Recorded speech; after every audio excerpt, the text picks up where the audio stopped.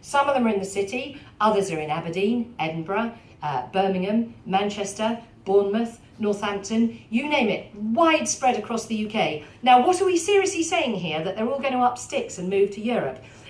Canary Wharf alone is much bigger than the downtown financial services district in Frankfurt. The UK is the world's top financial services centre. We compete with New York, Hong Kong and Singapore. And you really have to follow the money. HSBC, Hong Kong and Shanghai Banking Corporation, base themselves in London. Every few years they review that. Shall we go to Hong Kong? Shall we go to Shanghai? Shall we stay in London? A couple of months ago, full knowledge of a referendum, they decided to stay in London. Follow the money. Deutsche Börse is looking at merging with the London Stock Exchange. Where would they base themselves? London. Follow the money. The point is that the UK financial services has a massive talent pool, huge international quality. London is, as I've said, the best city on earth for 4 years in a row. Who's going to want to go outside of London for talent pool reasons, for culture, for lifestyle, for English, for contract law, for lack of corruption in the judicial system, for the expertise? There's no reason to leave London or the United Kingdom, and they simply won't. Absolutely, read my lips here. The city, UK financial services, is going precisely nowhere, whether we stay or go.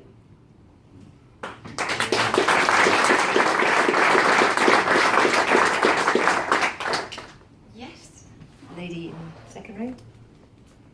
Hi, thank you.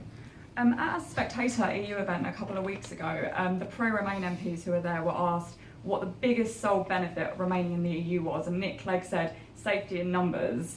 I kind of want to ask the same question to each of you. What do you believe are the biggest benefit single of the UK leaving the EU? Each of you. Okay, the biggest single benefit.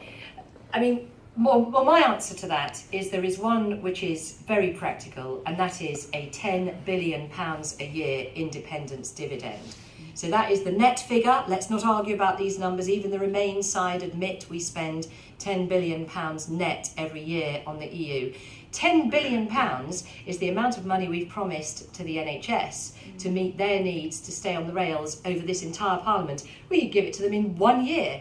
Or, alternatively, we could have had no austerity if we'd left the EU in 2010. We could have just paid for it with our £10 billion a year dividend. This is a vast sum of money. So I'm going to go with that very practical reason. I'll leave my colleagues to give you the others. There's lots of them. For me, it's freedom. The freedom for every one of our citizens to reach their full potential, and the absolute foundation for that is national security. Currently, we don't have the tools to deal with the current threat. We sure as hell don't have the tools to deal with the threat that is coming over the horizon. So that absolutely, for me, as you'd expect, in defence, is my prime motivation. And mine would be for small businesses to get rid of the bureaucracy that stops them being successful.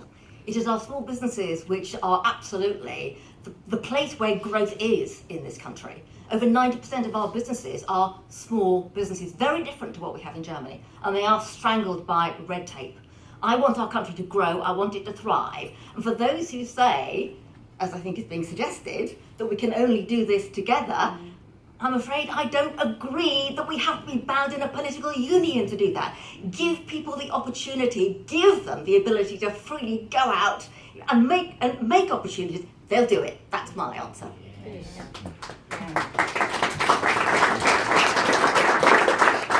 Well, I agree with all of that, but I think the biggest plus is to re-engage with the rest of the world. I mean, I just don't buy this isolationist argument. There are 7.4 billion people that live on this planet. 500 million of them happen to live within the EU. So actually going and doing a bit more with the other 6.9 billion people on this planet doesn't strike me as isolationist. It strikes me as re-engaging with the rest of the world. We need to be out there trading freely in our interests with those countries that we cannot trade with unless we're part of an EU deal. It just seems nonsense to me that we have been isolationist within the EU, where we are spending an increasing amount of time sitting around tables in Brussels, making it increasingly difficult for our member states to be able to do business with the rest of the world. And that's why we're responsible for a shrinking part of the world's economy and world trade. We have a great heritage and experience of being a global power and a country with great experience of dealing and trading with the rest of the world. We are being held back from doing that. British people are global, they're not just continental, and that's what we will get back by setting ourselves free and taking back control on June the 23rd.